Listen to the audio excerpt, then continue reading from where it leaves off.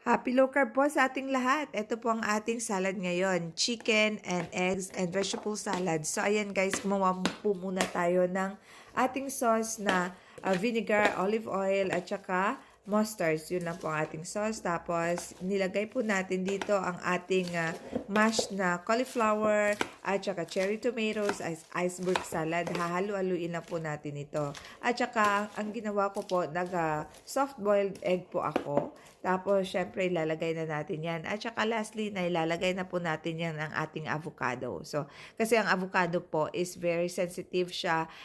Hindi natin siya pwedeng haluin maigi kasi madudurog po siya. So, ayan na po guys ang kanyang muka. At saka ngayon, hahaluin na natin ito. Pa-finalize na po natin. Pagkakainin na natin. Bubuksan po muna natin ang ating soft-boiled egg.